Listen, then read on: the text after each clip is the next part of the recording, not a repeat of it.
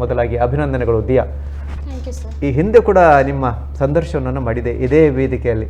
Thailand ದೇಶಕ್ಕೆ ತಾವು ಹೋಗಿದ್ರಿ ಅಥವಾ ಬೇರೆ ಬೇರೆ ಸಾಧನೆಗಳನ್ನು ಮಾಡಿದ್ರಿ. ಇದೀಗ ಶೈಕ್ಷಣಿಕವಾಗಿ BSc ಅಂದರೆ ಕೆಲವರಿಗೆ ಪಾಲಿಗೆ ಸ್ವಲ್ಪ ಕಠಿಣವಾದಂಥ ಒಂದು ವಿಷಯ, ಅದರಲ್ಲಿ 3ನೇ ರ್ಯಾಂಕ್. ಹೇಗೆ ಅನಿಸ್ತಾ ಇದೆ? ಕಠಿಣವಾದದ್ದೇನಲ್ಲ ಅನಿಸ್ತದೆ ಸರ್, ಬಿಕಾಸ್ ನಾವು ಒಂದು ಕೋರ್ಸಿಗೆ ಸೇರಿದ ನಂತರ ನಮಗೆ ಆ ಥರದ ಒಳ್ಳೆಯ ಶಿಕ್ಷಕರು ಸಿಕ್ಕಿದ್ರೆ ಮತ್ತೆ ಒಂದು ಒಳ್ಳೆಯ ಮಾರ್ಗದರ್ಶನ ತೋರಿಸುವವರಿದ್ರೆ ಮತ್ತೆ ನಾವು ಕೂಡ ಅಷ್ಟೇ ಎಫರ್ಟ್ಸ್ ಅನ್ನು ಹಾಕುವಾಗ ಅದು ಸುಲಭವಾಗಿ ಆಗ್ತದೆ ಅಂತ. ಅಂದರೆ ಯಾವ ರೀತಿ ತಾವು ತಯಾರಾಗಿದ್ರಿ? ಕೆಲವು ವಿದ್ಯಾರ್ಥಿಗಳು ಪರೀಕ್ಷೆ ಇದೆ ಅಂದಾಗ 1 ತಿಂಗಳು ಇರುವಾಗ ಮಾತ್ರ ಓದಲಿಕ್ಕೆ ಶುರು ಮಾಡ್ತಾರೆ ಅಥವಾ 1 ವಾರ ಇರುವಾಗ ಓದಲಿಕ್ಕೆ ಶುರು ಮಾಡ್ತಾರೆ. ನಿಮ್ಮ ತಯಾರಿ ಹೇಗಿತ್ತು? ನಾನು ಫಸ್ಟ್ ಏನಂದ್ರೆ ಕ್ಲಾಸಲ್ಲಿ ಪಾಠ ಆಗುವಾಗ ಅದನ್ನು ಗಮನವಿಟ್ಟು ಕೇಳ್ತೇನೆ. ಅಲ್ಲಿಯೇ ಅರ್ಧ ನಮ್ಮದು ಕೆಲಸ ಆಗಿ ಹೋಗಿಬಿಡ್ತದೆ. ಮತ್ತೆ ಮನೆಗೆ ಹೋಗಿ ಒಮ್ಮೆ ಅದನ್ನು ಪುನಃ ರಿವೈಸ್ ಮಾಡಿದಾಗ ಅದು ತಲೆಯಲ್ಲಿ ಕರೆಕ್ಟ್ ಆಗಿ ಕೂತ್ಕೊಳ್ತದೆ. ಮತ್ತೆ ಎಕ್ಸಾಮ್ ಟೈಮಿಗೆ ಮೇನ್ ಏನಂದ್ರೆ ನಾನು ಲಾಸ್ಟ್ ಮಿನಿಟಲ್ಲಿ ಓದುವುದನ್ನು ಇಟ್ಕೊಳ್ಳೋದಿಲ್ಲ. ನಾನು ಓದಿದ್ದನ್ನು ರಿವೈಸ್ ಮಾಡುವುದನ್ನು ಮಾತ್ರ ಇಟ್ಕೊಳ್ಳೋದು ನಾನು ಎಕ್ಸಾಮ್ ಮುಂಚೆ. ದಿಯಾ ರವಿ ಹೊನ್ನಿ ಅವರ ಹೆಸರನ್ನು ಸ್ವಲ್ಪ ಪಲ್ಲಾಟವನ್ನು ಮಾಡಿದರೆ ಬಂಗಾರದ ಕಿರಣದ ರವಿ ಅಂತೆ ತಮ್ಮ ಸಂಸ್ಥೆಗೆ, ತಮ್ಮ ಊರಿಗೆ, ತಮ್ಮ ಮನೆಗೆ ಅವರು ಕೀರ್ತಿಯನ್ನು ತಂದಿದ್ದಾರೆ. ಸರ್, 3 ವಿದ್ಯಾರ್ಥಿನಿಯರು ಈ ಬಾರಿ ರ್ಯಾಂಕ್ಗಳನ್ನು ಪಡ್ಕೊಂಡಿದ್ದಾರೆ. ಖಂಡಿತವಾಗಿ ಒಂದು ಹೆಮ್ಮೆಯ ವಿಚಾರ. ಏನು ಅನಿಸ್ತದೆ ಸರ್?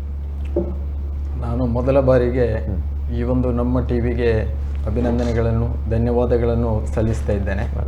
ಈ ಒಂದು 3 ವಿದ್ಯಾರ್ಥಿಗಳು ಗಳಿಸಿದಂಥ ರ್ಯಾಂಕ್ ನಮ್ಮ ಕಾಲೇಜಿನ ಕೀರ್ತಿಯನ್ನು ಇನ್ನೂ ಎತ್ತರಕ್ಕೆ ಕೊಂಡು ಹೋಗಿದೆ. ಈ ಒಂದು ಗ್ರಾಮೀಣ ಪ್ರದೇಶದಲ್ಲಿ ಇರುವಂತಹ ಈ ಕಾಲೇಜು ಇಷ್ಟೊಂದು ಉತ್ತಮ ಮಟ್ಟಕ್ಕೆ ಬೆಳೆದು ಬರಲಿಕ್ಕೆ ಕಾರಣ ನಮ್ಮ ಪ್ರತಿಭಾವಂತ ವಿದ್ಯಾರ್ಥಿಗಳು ಹಾಗೂ ಅವರಿಗೆ ಪ್ರೋತ್ಸಾಹವನ್ನು ನೀಡುತ್ತಿರುವಂತಹ ಸಂಸ್ಥೆಯ ಮುಖ್ಯಸ್ಥರು. ಅದಲ್ಲದೆ ಆಡಳಿತ ಮಂಡಳಿ ನಮಗೆ ಸದಾ ಪ್ರೋತ್ಸಾಹವನ್ನು ನೀಡ್ತಾ ಇರ್ತದೆ. ಅದರ ಜೊತೆಗೆ ಎಲ್ಲ ಅಧ್ಯಾಪಕೇತರ ಮಿತ್ರರು ಕೂಡ ಈ ಕಾಲೇಜಿನ ಅಭಿವೃದ್ಧಿಗೆ ಶ್ರಮಿಸ್ತಾ ಇದ್ದಾರೆ. ಆ ನಿಟ್ಟಿನಲ್ಲಿ ಈ ಸಲದ 3 ವಿದ್ಯಾರ್ಥಿಗಳು, ಅವರನ್ನು ನಾವು ಈ ಕಾಲೇಜಿನ ರತ್ನಗಳು ಅಂತ ಕರೆದ್ರೂ ಏನೂ ತಪ್ಪಾಗಲಾರದು. ಅವರ ಸಾಧನೆ ಕಾಲೇಜಿಗೆ ಹೆಚ್ಚಿನ ಕೀರ್ತಿಯನ್ನು ತಂದಿದೆ. ದಿಯಾ ರವಿ ಹೊನ್ನಿ ಅವರು 3ನೇ ರ್ಯಾಂಕನ್ನು ಗಳಿಸಿರ್ತಾರೆ. ಅದಲ್ಲದೆ ಅವಳು ಪ್ರತಿಭಾವಂತ ವಿದ್ಯಾರ್ಥಿನಿ ಕೂಡ. ಅವಳು ತನ್ನ 6ನೇ ಸೆಮಿಸ್ಟರ್ನಲ್ಲಿ 650ರಲ್ಲಿ 650 ಅಂದರೆ ಔಟ್ ಆಫ್ ಔಟ್ ಮಾರ್ಕನ್ನು ಅವಳು ಗಳಿಸಿದ್ದಾಳೆ.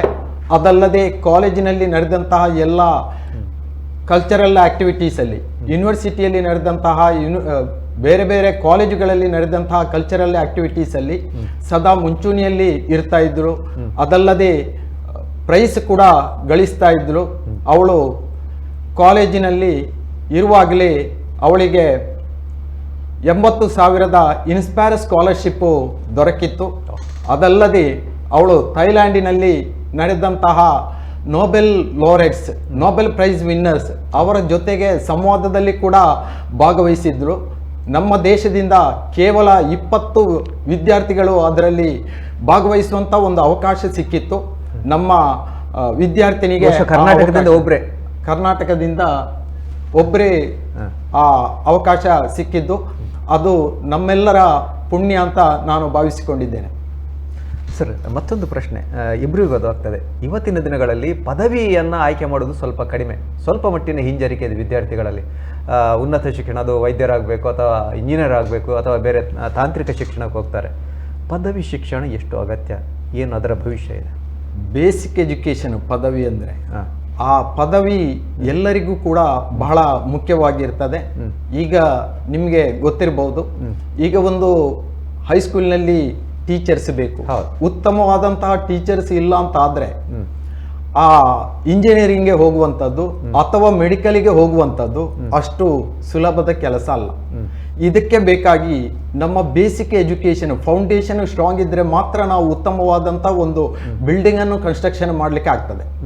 ಆ ನಿಟ್ಟಿನಲ್ಲಿ ಉತ್ತಮ ವಿದ್ಯಾರ್ಥಿಗಳು ಪದವಿಗೆ ಬಂದರೆ ಅವರು ಉತ್ತಮ ಶಿಕ್ಷಕರಾಗಿ ಒಂದು ಉತ್ತಮವಾದಂತಹ ಭವಿಷ್ಯವನ್ನು ಅಥವಾ ದೇಶವನ್ನು ನಿರ್ಮಾಣ ಮಾಡಲಿಕ್ಕೆ ಸಾಧ್ಯ ಇದೆ ಎಂದು ನನ್ನ ಅನಿಸಿಕೆ. ಸರ್ ಖಂಡಿತ ತಮ್ಮ ಮಾತುಕತೆಯನ್ನು ಮತ್ತೆ ಕೂಡ ಮುಂದುವರಿಸಲಿಕ್ಕೆ ಇದ್ದೇನೆ. ಹಾಗಾಗಿ ದಿಯಾ ಅವರಲ್ಲಿ ಯಾವ ರೀತಿ ಎಷ್ಟು ಗಂಟೆ ದಿನಕ್ಕೆ ಓದ್ತಾ ಇದ್ರಿ, ಯಾವ ರೀತಿ ತಮ್ಮ ಅಭ್ಯಾಸಗಳಾಗ್ತಾ ಇತ್ತು? ಸರ್ ನಾನು ಮಿನಿಮಮ್ 4 ಅವರ್ಸ್ ಅಂತ ಓದ್ತಾ ಇದ್ದೆ. ಫಸ್ಟ್ ಅದೇ ನಾನು ಆಗ ಹೇಳಿದಾಗೆ ನಾನು ಕಾಲೇಜಲ್ಲಿ ಏನು ಪಾಠ ಆಗ್ತಿತ್ತು ಅದನ್ನು ಅವತ್ತಿನ ದಿನ ರಿವೈಸ್ ಮಾಡಿ ಇಡ್ತಿದ್ದೆ. ಮತ್ತೆ ಅದನ್ನು ಬಿಟ್ಟು ನನಗೆ ಬೇರೆ ಏನಾದರೂ ಓದ್ಲಿಕ್ಕಿದ್ರೆ ಸ್ವಲ್ಪ ಅದಕ್ಕೆ ಟೈಮ್ ಸ್ಪೆಂಡ್ ಮಾಡ್ತಾ ಇದ್ದೆ. ಪ್ರಾಂಶುಪಾಲರು ಒಂದು ಮಾತನ್ನು ಹೇಳಿದ್ರು, 650ಕ್ಕೆ 650. ಇದೆಲ್ಲ ಹೇಗೆ ಸಾಧ್ಯ ಅಂತ? ಸರ್ ಡೈಲಿ ಇರುವುದನ್ನು ಅವತ್ತೇ ಮುಗಿಸಿಕೊಂಡ್ರೆ ಮತ್ತೆ ಅದನ್ನು ರಿವೈಸ್ ಮಾಡ್ತಾ ಇದ್ರೆ ಆಯ್ತು ಸರ್. ಮತ್ತೆ ಲಾಸ್ಟ್ ಮೂಮೆಂಟಿಗೆ ಓದೋದನ್ನು ನಾನು ಅವಾಯ್ಡ್ ಮಾಡ್ತಾ ಇದ್ದೆ. ಮತ್ತೆ ಎಕ್ಸಾಮ್ ದಿನ ಕಾಮ್ ಆಗಿದ್ದು ಟೆನ್ಷನ್ ತಗೊಳ್ದೆ ಪೇಪರ್ ಅಟೆಂಪ್ಟ್ ಮಾಡಿ. ಸಾಮಾನ್ಯವಾಗಿ BSc ಅಂದರೆ ಅದು ಬರೆದು ಕಲಿಯುವಂತಹ ಒಂದು ವಿಷಯ ಅಂತ ಹೇಳ್ತಾರೆ. ಓದಿದರೆ ಅಷ್ಟು ಸುಲಭದಲ್ಲಿ ಬರುವುದಿಲ್ಲ, ಮಾಡಬೇಕು ಪ್ರತಿನಿತ್ಯ ಬರೆದು ಅದನ್ನು ಅಭ್ಯಾಸ ಮಾಡಬೇಕು. ತಾವು ಆ ರೀತಿ ಮಾಡ್ತಾ ಇದ್ರೆ ಹೇಗೆ? ಹೌದು ಸರ್, ಈಗ ನನ್ನದು ಕೆಮಿಸ್ಟ್ರಿ ಮತ್ತೆ ಮೆಥಮೆಟಿಕ್ಸ್ ನನ್ನ ಸಬ್ಜೆಕ್ಟ್ಸ್. ಸೊ ಮೆಥಮೆಟಿಕ್ಸ್ ಬರೆದು ಕಲಿಯುವಂಥದ್ದೇ. ಮತ್ತೆ ಕೆಮಿಸ್ಟ್ರಿಯಲ್ಲಿ ಕೂಡ ರಿಯಾಕ್ಷನ್ಸ್ ಎಲ್ಲ ಇದ್ದದ್ದನ್ನು ಯಾವುದು ಸ್ವಲ್ಪ ಕಷ್ಟ ಆಗ್ತದೆ ಅದನ್ನೆಲ್ಲ ಬರೆದು ತೆಗೆದು ನಾನು ಕಲಿತಾ ಇದ್ದೆ ಸರ್. ಅದರ ಜೊತೆಯಲ್ಲಿ ಪಠ್ಯೇತರ ಚಟುವಟಿಕೆಗಳಲ್ಲಿ ತಾವು ಕೂಡ ಮುಂದಾಗಿದ್ರಿ. ತಾವು ಹೇಗೆ ಸಮಯದ ಹೊಂದಾಣಿಕೆ ಮಾಡ್ತಾ ಇದ್ರಿ? ಲೈಕ್ ಫುಲ್ ಡೇ ಓದಿ ಸಹ ಮೈಂಡಿಗೆ ತುಂಬ ಸ್ಟ್ರೆಸ್ ಆಗ್ತದೆ. ಸೊ ಮಿಡಲಲ್ಲಿ ಆ ಥರ ನಾವು ಆ್ಯಕ್ಟಿವಿಟೀಸಿಗೆ ಜಾಯಿನ್ ಆದರೆ ನಮ್ಮ ಮೈಂಡಿಗೆ ಅದು ಇನ್ನೂ ಸ್ವಲ್ಪ ರಿಫ್ರೆಶನಿಂಗ್ ಇದು ಮಾಡಿ ಅದು ಹಿಂಡರ್ ಮಾಡೋದಿಲ್ಲ ಸರ್ ನಮ್ಮ ಅಕಾಡೆಮಿಕ್ಸನ್ನು. ಇನ್ಫ್ಯಾಕ್ಟ್ ಅದು ಇನ್ನೂ ನಮ್ಮನ್ನು ಸ್ವಲ್ಪ ಎನರ್ಜೈಸ್ ಮಾಡಿ ನಮಗೆ ಕಾನ್ಸಂಟ್ರೇಟ್ ಮಾಡಲಿಕ್ಕೆ ಇನ್ನೂ ಹೆಲ್ಪ್ ಆಗ್ತದೆ. ದಿನಕ್ಕೆ 4 ಗಂಟೆಗೆ ಓದ್ತಾ ಇದ್ರಿ ಅಂತ ಹೇಳಿದ್ರಿ. ಯಾವ ಬೆಳಿಗ್ಗೆ ಜಾಸ್ತಿ ಓದ್ತಿದ್ರೆ ಸಂಜೆ ಓದ್ತಾ? ಯಾಕಂದರೆ ಮತ್ತೆ ಪಠ್ಯೇತರ ಚಟುವಟಿಕೆಗಳಲ್ಲಿ ಇರುವುದರಿಂದ ಸಂಜೆ ಹೋಗುವಾಗ ಬಹುಶಃ ಮತ್ತೆ ತಡ ಆಗ್ಬೋದು.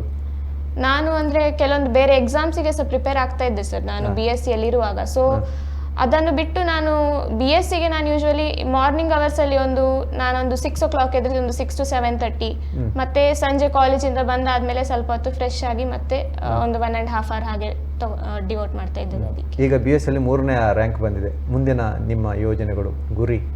ನಾನೀಗ KSOU ಅಲ್ಲಿ MSc ಮ್ಯಾಥಮೆಟಿಕ್ಸ್ ಅಲ್ಲಿ ಮಾಡ್ತಾ ಇದ್ದೇನೆ ಸರ್. ಮತ್ತೆ ಬೇರೆ ನಾನು ಕಾಂಪಿಟೇಟಿವ್ ಎಕ್ಸಾಮ್ಸ್ಗೆ ಪ್ರಿಪೇರ್ ಆಗ್ತಾ ಇದ್ದೇನೆ. ಯಾಕೆ ಅದು ನೇರವಾಗಿ MSc ಮಾಡ್ಬೋದಿತ್ತಲ್ಲ?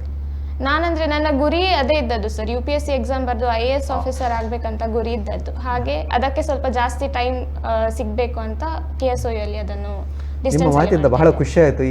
ಈ ಭಾಗದ ಅಂದರೆ ನಮ್ಮ ಜಿಲ್ಲೆಯ ಜನ ಬುದ್ಧಿವಂತರು ಅಂತ ನಾವು ಕರೆದುಕೊಳ್ತೇವೆ, ಆದರೆ ಯಾರು ಕೂಡ ಈ ಜಿಲ್ಲಾಧಿಕಾರಿಗಳಾಗುವುದು ಅಥವಾ IAS ಮಾಡುವುದು, IPS ಮಾಡೋದ್ರಲ್ಲಿ ಸ್ವಲ್ಪ ಹಿಂದೆಟಾಗ್ತಿದ್ದಾರೆ. ನೀವು ಯಾಕೆ ಆ ಒಂದು ತೀರ್ಮಾನಕ್ಕೆ ಬಂದರೆ? ನಾನು ಅದನ್ನು ಫಸ್ಟ್ ನನ್ನ ಪೇರೆಂಟ್ಸ್ ಇಂದ ಕೇಳಿದ್ದು ಸರ್, ಹೀಗೆ ಒಂದು ಉಂಟು ಅಂತ. ಮತ್ತೆ ನಾನು ಅದರ ಬಗ್ಗೆ ಸ್ವಲ್ಪ ರಿಸರ್ಚ್ ಮಾಡಿ ಆದ್ಮೇಲೆ ಇದು ಸಹ ಮಾಡ್ಬೋದಂತ ಅನಿಸಿತು. ಹಾಗೆ ಮತ್ತೆ ಇದನ್ನು ಮಾಡುವ ಅಂತ ನಾನು. ಸ್ಪರ್ಧಾತ್ಮಕ ಪರೀಕ್ಷೆಗಳಿಗೆ ಬಹಳ ದೊಡ್ಡ ಮಟ್ಟದ ತಯಾರಿ ಬೇಕು. ಯಾವ ರೀತಿ ತಯಾರಿಯನ್ನು ಮಾಡ್ತಾ ಇದ್ರಿ?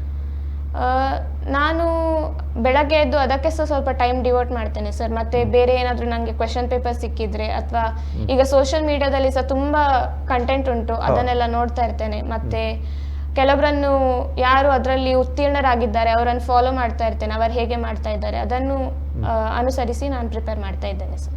ನಿಮ್ಮ ಕಾಲೇಜಿನಲ್ಲಿ ದೊರೆತಂತಹ ಪ್ರೋತ್ಸಾಹ, ಪ್ರಾಂಶುಪಾಲರು ಇರ್ಬೋದು ಅಥವಾ ಲೆಕ್ಚರರ್ಸ್ ಇರ್ಬೋದು, ಬೇರೆ ಸಿಬ್ಬಂದಿಗಳು ಇರ್ಬೋದು,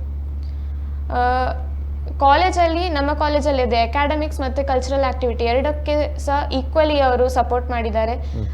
ಅಕಾಡೆಮಿಕ್ಸ್ ಅಲ್ಲಿ ಹೇಳೋದಾದ್ರೆ ನನಗೆ ಇರುವ ಟೀಚರ್ಸ್ ಎಲ್ಲರೂ ತುಂಬ ಒಳ್ಳೆಯವರು. ನಮಗೆ ಎಷ್ಟು ಡೌಟ್ಸ್ ಇದ್ರೆ ಸಹ ಅದನ್ನು ನಾವು ಎಷ್ಟು ಸಲ ಅವರ ಹತ್ರ ಹೋಗಿ ಕೇಳಿದ್ರೆ ಸಹ ಅದನ್ನು ರಿಪ್ಲೈ ಮಾಡ್ತಾ ಇದ್ರು. ಮತ್ತೆ ಎಕ್ಸಾಮ್ ಟೈಮಲ್ಲಿ ಸಹ ನಾವು ಹೇಗೆ ಮಾಡಬೇಕು ಅದರ ಬಗ್ಗೆ ಎಲ್ಲ ಗೈಡ್ ಮಾಡ್ತಾ ಇದ್ರು. ಮತ್ತೆ ಕಲ್ಚರಲ್ ಆಕ್ಟಿವಿಟೀಸಿಗೆ ಸಹ ಅಷ್ಟೇ ಸಪೋರ್ಟ್ ಮಾಡಿದ್ದಾರೆ. ಬೇರೆ ಎಲ್ಲಿ ಯಾವ ಕಾಂಪಿಟೇಷನ್ಸ್ ಇದ್ರೆ ಸಹ ನಮ್ಮನ್ನು ಕಳಿಸ್ತಾ ಇದ್ರು. ಅದರಿಂದ ಸಹ ತುಂಬಾ ಕಾನ್ಫಿಡೆನ್ಸ್ ಬಿಲ್ಡ್ ಆಗಿದೆ ಸರ್. ಸೊ ಈ ಇನ್ಸ್ಟಿಟ್ಯೂಷನ್ ಮತ್ತೆ ಟೀಚರ್ಸ್ ಎಲ್ಲರೂ ತುಂಬಾ ಸಪೋರ್ಟ್ ಮಾಡಿದ್ರು, ಅದರಿಂದ ಇದು ಸಾಧ್ಯ ಆಯ್ತು ಅಂತ ಹೇಳಿ. ಒಂದು ಕಡೆ ಶಾಲೆ ಅಥವಾ ಸಂಸ್ಥೆ, ವಿದ್ಯಾಸಂಸ್ಥೆಯ ಸಹಕಾರ ಖಂಡಿತವಾಗಿ ಬೇಕು. ಅದರ ಜೊತೆಯಲ್ಲಿ ಮನೆಯಲ್ಲಿ ಅದಕ್ಕೆ ಪೂರಕವಾದಂತಹ ವಾತಾವರಣ ಬೇಕು. ಮನೆಯಲ್ಲಿ ಹೇಗಿತ್ತು? ಮನೆಯಲ್ಲಿ ಸಹ ಅವರು ನನಗೇನು ಫೋರ್ಸ್ ಮಾಡೋದಿಲ್ಲ, ನಾನು ಹೇಗೆ ಮಾಡ್ತಾ ಇದ್ದೇನೆ ಅದಕ್ಕೆ ಮಾಡು ಅಂತ ಹೇಳ್ತಾರೆ. ಮತ್ತೆ ಅದೇ ಸರ್, ಸಪೋರ್ಟ್ ಮಾಡ್ತಾರೆ ಎಲ್ಲದಕ್ಕೆ ಸಹ. ಸರ್, ಈಗ ಗೋವಿಂದದಾಸ ಕಾಲೇಜ್ ಇರುವುದು ಸುರತ್ಕಲ್ ಪರಿಸರದಲ್ಲಿ. ಒಂದಷ್ಟು ಗ್ರಾಮೀಣ ಭಾಗದ ವಿದ್ಯಾರ್ಥಿಗಳು ಬರ್ತಾರೆ, ಕೆಲವರಲ್ಲಿ ಬಡತನದಲ್ಲಿರೋರು ಬರ್ತಾರೆ. ಅವರಿಗೆಲ್ಲ ಯಾವ ರೀತಿಯಾದಂತಹ ಪ್ರೋತ್ಸಾಹಗಳಿರ್ತದೆ ಸರ್?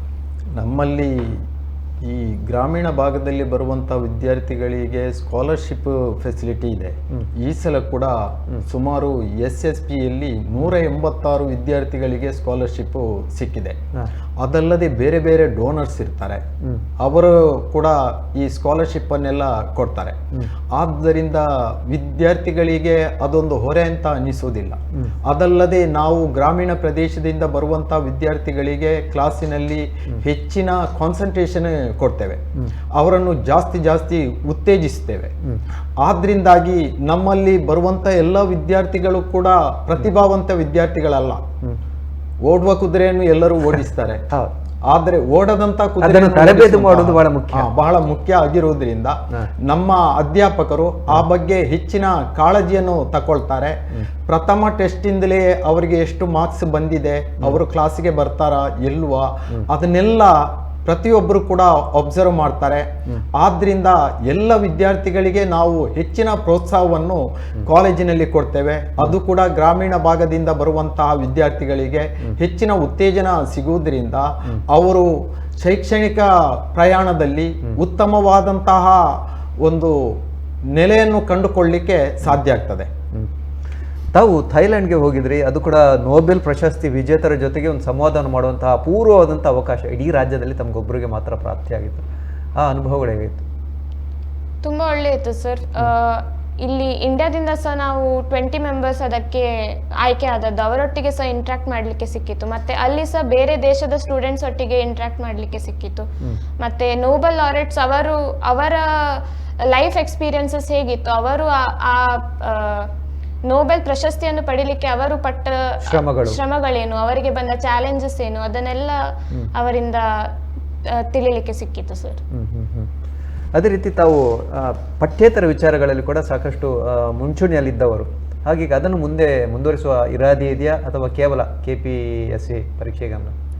ನಾನು ಅದನ್ನು ಒಂದು ಹಾಬಿಯಾಗಿ ಈಗ ಮಾಡ್ತಾ ಇದ್ದೇನೆ ಸರ್. ಬಟ್ ನನ್ನ ಮೇನ್ ಫೋಕಸ್ ಇರೋದು UPSC ಎಕ್ಸಾಮ್ ಮಾಡ್ತಾ ಇದ್ದೇನೆ ಸರ್. ಅದೇ ರೀತಿ ಪಠ್ಯೇತರ ಚಟುವಟಿಕೆಗಳಲ್ಲಿ ನಿಮ್ಮ ಸಂಸ್ಥೆಯಲ್ಲಿ ಕೊಡುವಂತಹ ಪ್ರೋತ್ಸಾಹಗಳು? ಪಠ್ಯೇತರ ಚಟುವಟಿಕೆಗಳಲ್ಲಿ ಲಲಿತ ಕಲೆ ಅಂತ ನಮ್ಮಲ್ಲಿ ಇದೆ, ಅದಲ್ಲದೆ NSS ಇದೆ. NSS ಅಲ್ಲಿ ಎಷ್ಟೋ ವಿದ್ಯಾರ್ಥಿಗಳು RD ಪೀರಿಯಡ್ ಅಲ್ಲಿ ಭಾಗವಹಿಸಿದವರಿದ್ದಾರೆ. ಅದಲ್ಲದೆ ನಮ್ಮಲ್ಲಿ ನುರಿತ ಅಧ್ಯಾಪಕ ವೃಂದ ಇದೆ. 2 ಮಂದಿಗೆ NSS ಅಲ್ಲಿ ರಾಜ್ಯ ಪ್ರಶಸ್ತಿ ಕೂಡ ಬಂದಿದೆ.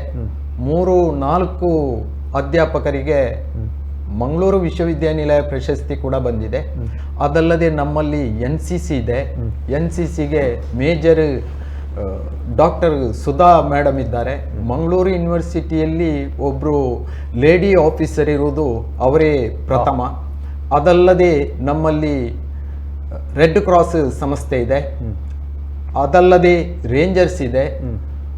ಕ್ರೀಡಾ ಕ್ಷೇತ್ರದಲ್ಲಿ ಕೂಡ ನಮ್ಮ ಕಾಲೇಜಿನ ವಿದ್ಯಾರ್ಥಿಗಳು ಭಾಗವಹಿಸ್ತಾರೆ. ಎಲ್ಲ ಕ್ಷೇತ್ರದಲ್ಲಿ ಕೂಡ ವಿದ್ಯಾರ್ಥಿಗಳು ಮಿಂಚುತ್ತಾ ಇದ್ದಾರೆ.